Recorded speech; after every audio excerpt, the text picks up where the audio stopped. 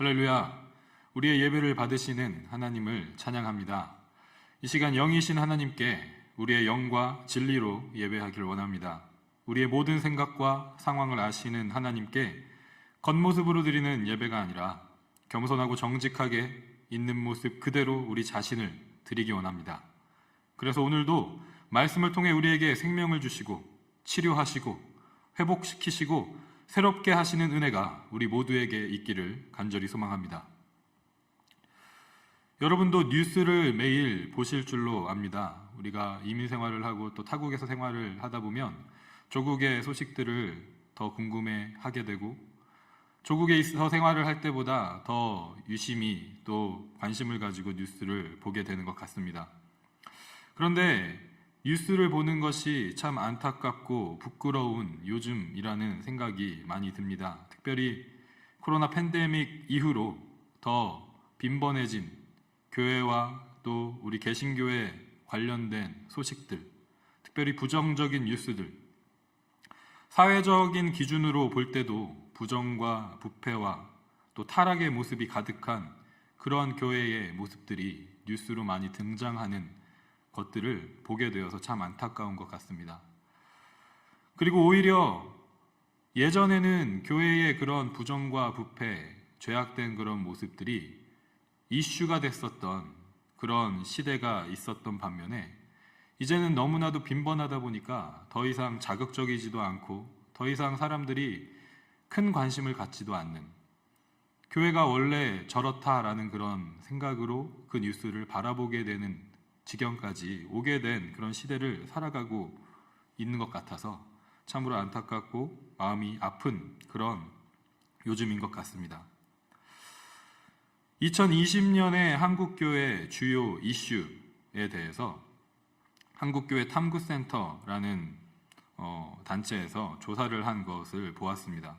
첫 번째가 코로나, 두 번째가 신천지, 그 세 번째가 목회자 범죄라는 키워드로 한국교회 주요 이슈가 2020년에 정리되어 있는 것을 보았습니다. 처음에는 사실 신천지가 코로나 방역에 방해가 되고 또 많은 지탄을 받으면서 이 신천지가 이 코로나를 통해서 세상에 드러나고 세상에 그 좋지 않은 모습들이 나타나는 것을 우리가 보면서 하나님께서 또 이렇게 역사하신다라는 그런 이야기를 했던 때도 있었던 것 같습니다. 그런데 그 이후에 2차 웨이브가 오고 3차 웨이브가 오고 지금 4차 웨이브까지 오게 되는 과정들을 겪으면서 신천지에 몰려 있었던 그런 부정적인 시선들이 이제는 개신교회 교회들에게 동일하게, 아니 그 이상으로 부정적인 그런 시선들로 비춰지는 상황이 되었습니다. 방역 수칙을 준수하지 않음으로써 집단 확진의 원인을 제공하기도 하고 그러한 것에 어떤 특정 교회와 여러 선교 단체들이 거론되는 그런 뉴스들을 많이 보게 되었습니다. 그런 가운데에서도 코로나와 또 상관없이 목회자들의 또 교회 리더들의 성범죄와 비리와 같은 것들로 인해서, 그리고 또 요즘에 입양과 관련된 사회적인 논란의 또 배경에 우리 기독교인들의 삶의 모습이 적나라하게 비춰지는 그런 뉴스들을 보게 됩니다. 2021년 1월에 한국교회 신뢰도에 대한 국민 인식 조사가 행해졌다고 합니다. 작년 2020년 1월에는 32%의 신뢰도를 국민들이 가지고 있었다라는 조사 결과가 있었습니다. 그런데 1년이 지난 지금 코로나 상황이 전개되고 1년이 지난 지금에 이르러서 2021년 1월에는 21%로 그 신뢰도가 하락했다라는 조사 결과가 얼마 전에 있었습니다. 그런데 더 심각한 것은 이 신뢰도가 10% 이상 줄어든 것보다 더 심각한 것은 그 신뢰도를 산정함에 있어서 개신교인들은 70%가 신뢰도를 확신한다고 대답을 했고, 개신교인들이 아닌, 기독교인들이 아닌 사람들 가운데서는 9%만 한국 개신교를 신뢰한다라는 그런 조사 결과가 또 세부 결과 가운데 있는 것을 보았습니다. 외부에서는 인정하지 않고 스스로 자화자찬만 하고 있는 그런 모습의 교회로 사회에 또 다른 사람들에게 비춰지고 있는 한국교회가 되어버린 것입니다. 전에 또 안주영 목사님께서 한번 설교에서 인용하셨던 개신교인에 대한 이미지에 대한 그 조사 결과를 다시 한번 보면 개신교인들을 생각했을 때 떠올리는 단어들, 어떤 형용사들을 보니까 거리를 두고 싶은, 이중적인, 사기꾼 같은, 이기적인, 배타적인, 부패한, 하나같이 다 부정적인 이미지들만 사람들이 떠올리는 것을 이 조사를 통해서도 또한 알 수가 있습니다. 반면에 19세기 말 20세기 초에는 한국 개신교에 대한 사람들의 증언을 들어보면 믿지 않는 사람들이 그리스도인들을 평가할 때, 묘사할 때 대표적으로 썼던 말들이 이런 말들이었다고 합니다. 그리스도인은 정직하다. 그리스도인은 적어도 거짓말은 하지 않는다. 그런데 100년이라는 세월이 흐른 지금의 이미지는 완전히 그 반대가 된 것이죠. 부도덕하고 거짓말을 잘하고 이기적이고 자신의 유익만을 추구하는 이미지가 교회의 모습이 되어버렸습니다. 오늘 본문은 우리에게 교회라는 건물에 모인 사람이나 공동체만을 위한 것이 아니라고 말씀하고 있습니다. 교회는 모든 사람을 위한 것이라고 말씀하고 있습니다. 디모데전서에는 모든 사람이라는 표현이 9번 기록되어 있는데 오늘 본문에서만 4번이 등장합니다. 모든 사람에 대한 편지 내용의 핵심은 이것입니다. 1절에 기록된 것처럼 모든 사람을 위해서 간구하고 기도하고 중보하고 감사하라는 것과 4절에 기록된 것처럼 하나님은 모든 사람이 구원을 받고 진리를 아는 데에 이르기를 원하신다는 것입니다. 이는 우리가 지난 화요일까지 함께 묵상했던 요한복음에서 말씀하는 하나님의 뜻과 일치합니다.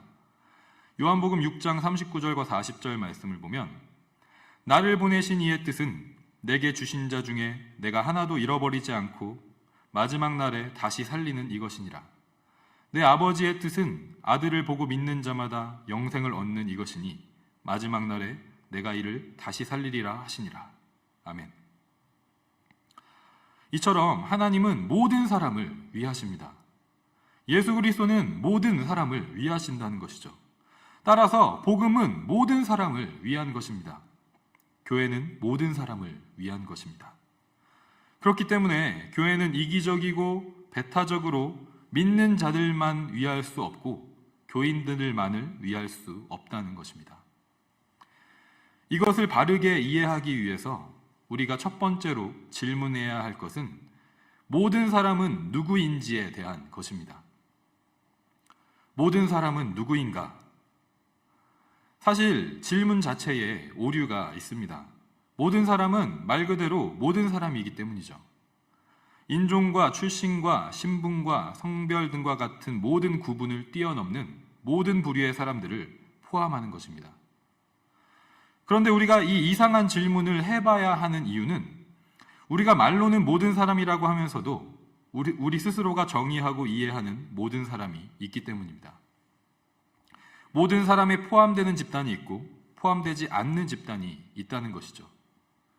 마치 오늘날의 교회가 교회에 출석하는 교인들만을 위한 교회로 보이는 것처럼 말입니다. 그래서 사도 바울은 오늘 본문에서 특별한 설명이 필요하지 않아 보이는 모든 사람이라는 말에 추가적인 설명을 하고 있습니다. 바울이 특별히 언급하는 집단은 2절에 기록된 임금들과 높은 지위에 있는 사람들입니다.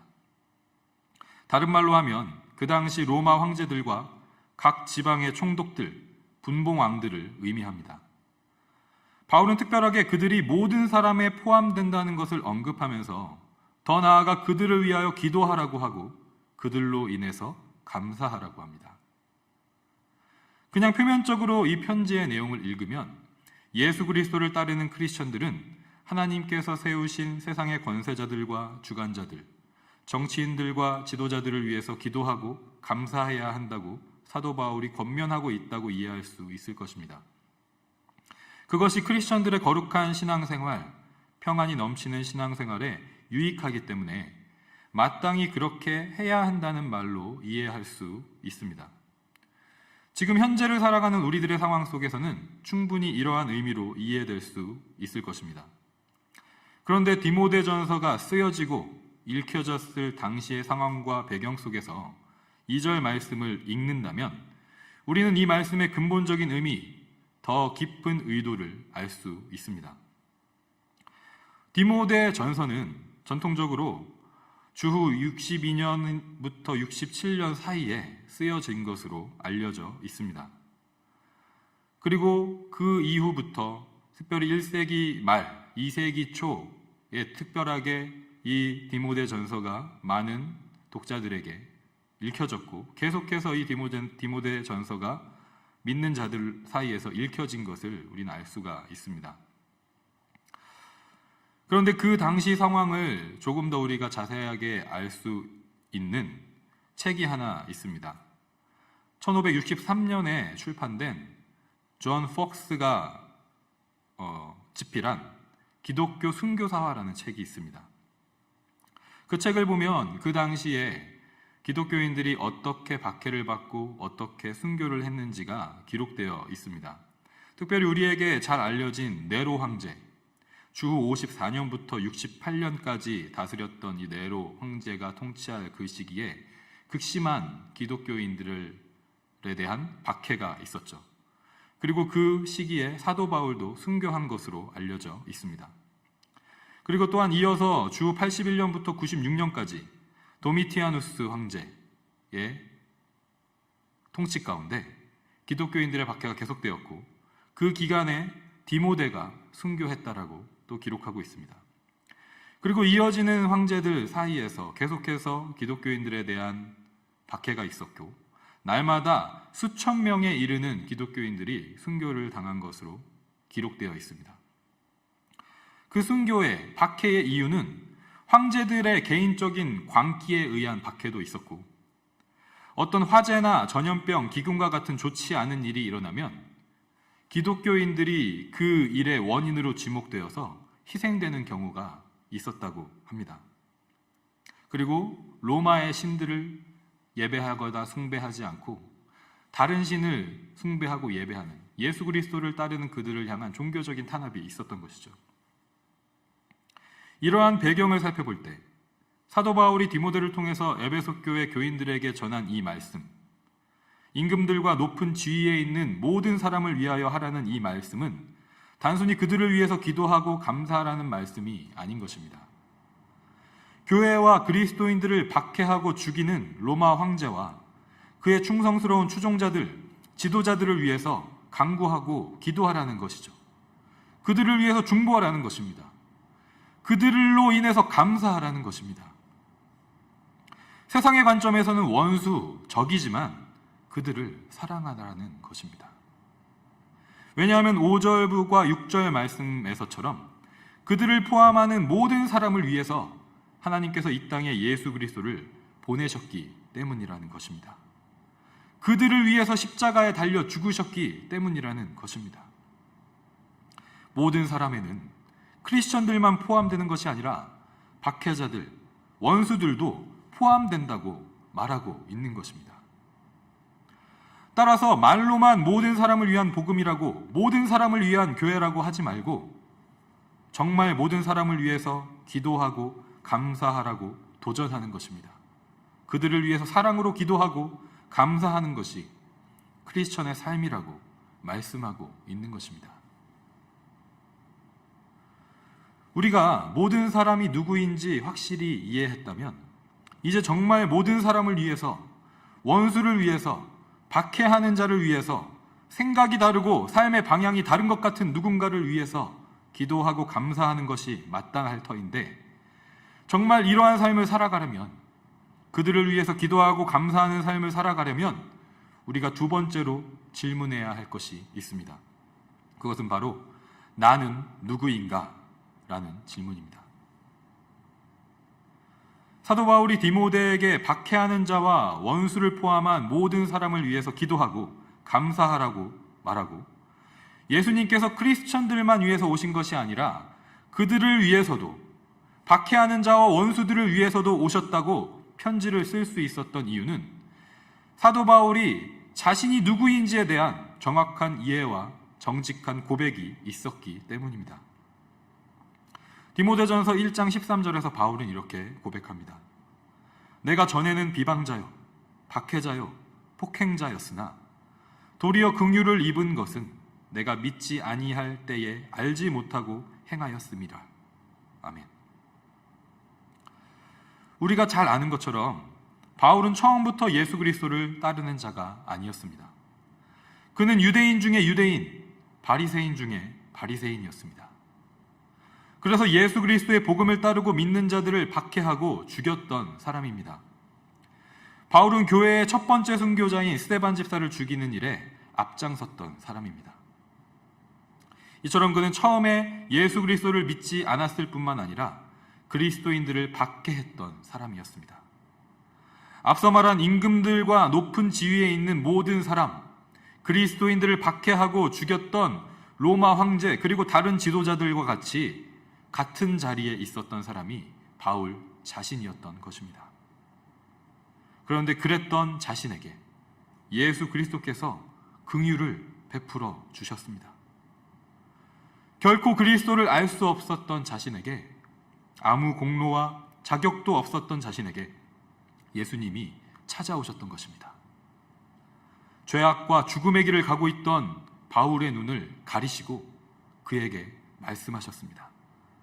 그리고 다시 눈을 열어서 하나님의 나라를 보게 하시고 영원한 생명의 길을 가게 하셨습니다. 그래서 바울은 이렇게 고백할 수밖에 없었습니다. 디모데전서 1장 14절과 15절 말씀을 함께 읽어보도록 하겠습니다. 함께 읽겠습니다. 우리 주의 은혜가 그리스도 예수 안에 있는 믿음과 사랑과 함께 넘치도록 풍성하였도다. 미쁘다 모든 사람이 받을 만한 이 말이여, 그리스도 예수께서 죄인을 구원하시려고 세상에 임하셨다 하였도다. 죄인 중에 내가 괴순이라. 아멘. 여기서도 모든 사람이 받을 만한 말이라고 말하고 있죠. 바울은 자신이 지금 그리스도를 따르는 자가 된 것은 철저하게 예수님의 넘치는 은혜와 사랑 때문이라고 고백합니다. 그 은혜와 사랑이 너무 크다는 것을 표현하기 위해서 자신이 죄인 중에 괴수라고, 가장 큰 죄인, 가장 나쁜 죄인이라고 고백하고 있습니다. 예수 그리스도가 자기 자신을 위해서, 죄인 중에 괴수와 같은 자신을 위해서 오셨다는 고백은 바울의 참된 고백이었습니다. 이처럼 예수님을 만났던 사건을 통해서 자신이 누구인지에 대한 정확한 이해와 정직한 고백을 가지고 있었기 때문에 바울은 하나님의 뜻을 진정으로 깨닫고 받아들일 수 있었던 것입니다. 하나님께서는 모든 사람이 구원을 받으며 진리이신 예수 그리스도, 그 복음을 알기를 원하신다는 것을 분명히 알았습니다. 그 모든 사람의 비방자, 박해자, 폭행자, 가장 큰 죄인이었던 자신이 포함되어 있고, 그 하나님의 선하신 뜻 때문에 자신이 은혜로 구원을 받았다는 것을 알았습니다. 저와 여러분은 어떠한지 스스로 질문해 보았으면 좋겠습니다. 우리에게도 이 정직한 고백이 있습니까? 우리는 여전히 하나님께서 말씀하시는 모든 사람을 그리스도인, 우리 교회, 그 안에서도 나와 생각이 맞는 집단으로 축소하고 있지는 않습니까? 우리가 예수 그리스도를 믿지 않는 자, 비방자, 박해자, 폭행자, 가장 큰 죄인, 하나님의 원수였다는 사실을 잊고 있지는 않습니까? 그랬던 우리에게 베풀어 주신 주님의 크고 크신 은혜와 사랑을 잊어버리고 살고 있지는 않습니까? 이 시간 교회로 모인 우리 가운데 말씀의 빛으로 우리를 비추셔서 우리 안에 죄악된 마음들을 회복시키시고 치료시키시는 은혜가 있기를 간절히 소망합니다. 그렇다면 그 은혜를 받은 자는 어떤 삶을 살게 될까요? 7절 말씀에서처럼 전파하는 자의 삶, 사도의 삶을 살게 됩니다.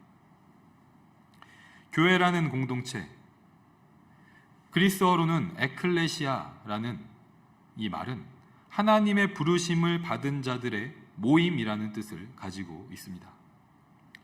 교회는 죄인들을 부르셔서 하나님의 자녀, 하나님의 백성이 되게 하신 은혜를 받은 자들의 모임인 것입니다. 따라서 교회는 모여서 내가 누구인지, 우리가 누구인지를 고백합니다. 죄인을 구원하신 하나님의 은혜를 기억하고 고백합니다. 이것이 우리가 교회로 모이는 이유라는 것이죠. 오프라인이든 온라인이든 우리는 모여서 이 일을 하는 것입니다. 그래서 모이는 것이 중요한 것입니다. 그런데 모이는 것만큼 흩어지는 것도 중요합니다. 흩어져서 우리는 그 은혜를 전파합니다. 사도로서의 사명을 감당합니다. 사도라는 말, 이 말은 그리스어로 아포스톨로스라는 말인데 보내심을 받은 자라는 뜻을 가지고 있습니다. 교회로 부르심을 받고 모인 우리는 반드시 사도로서 보내심을 받게 됩니다. 교회론적으로는 이 말을 사도적인 교회라고 말합니다. 우리가 교회로 모이는 이유는 보내심을 받기 위해서, 다른 말로 하면 흩어지기 위해서라는 것입니다. 교회 공동체만을 위해서 모이는 것이 아니라 내가 좋아하고 생각이 맞는 사람들과의 교제를 위해서 모이는 것이 아니라 모든 사람들을 위해 기도하고 감사하는 삶으로 보내심을 받기 위해, 흩어지기 위해 모이는 것이 교회라는 것입니다.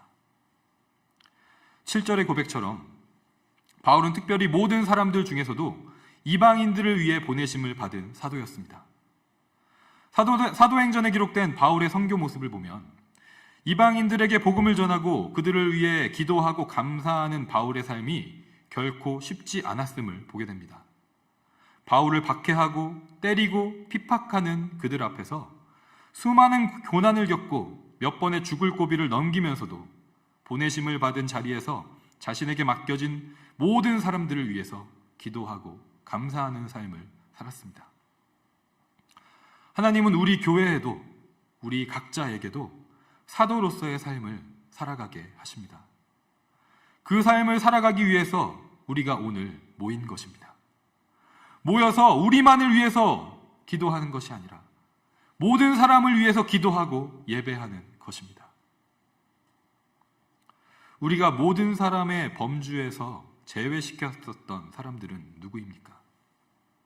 가정에서, 교회에서, 직장에서, 학교에서 모든 사람에 포함시키지 않았었던 사람들은 누구입니까?